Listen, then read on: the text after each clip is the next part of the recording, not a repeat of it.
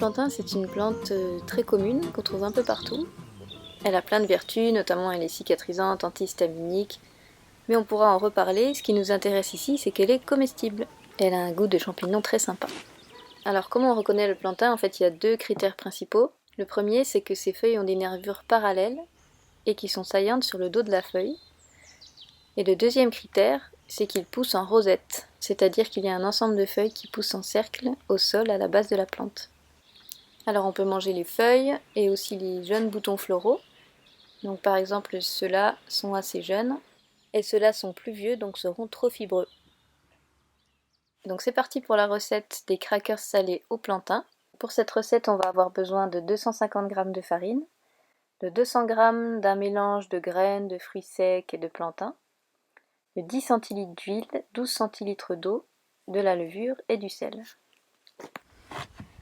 Donc pour commencer, on va hacher très finement le plantain et puis toutes les autres graines ou les fruits secs qu'on a envie de mettre dans ces crackers. Ici on va mettre des noisettes, des tomates séchées du jardin et quelques graines.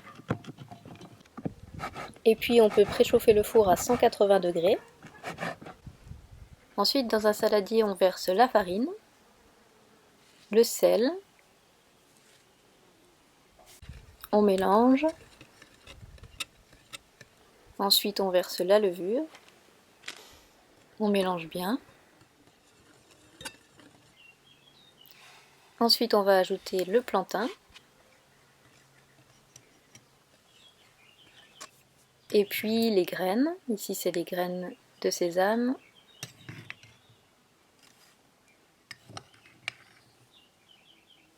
Des graines de lin et le reste de la garniture que vous aurez choisi.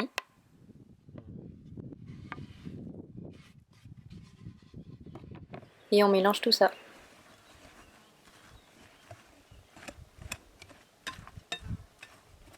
Ensuite on va ajouter l'huile et puis l'eau et bien mélanger.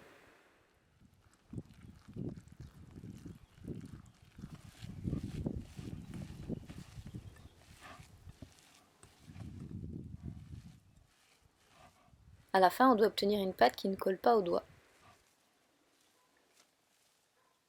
Si besoin, on rajoute de la farine.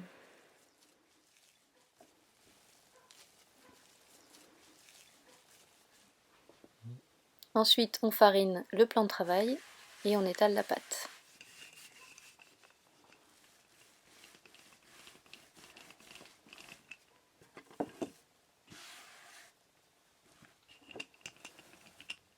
Vous pouvez choisir l'épaisseur que vous voulez et ensuite découper les crackers de la forme que vous voulez.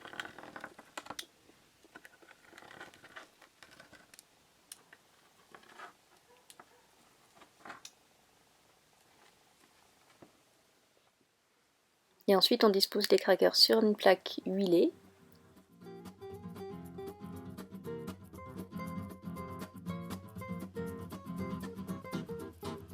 Et puis on enfourne pour 20 minutes environ jusqu'à ce que les crackers se soient bien dorés.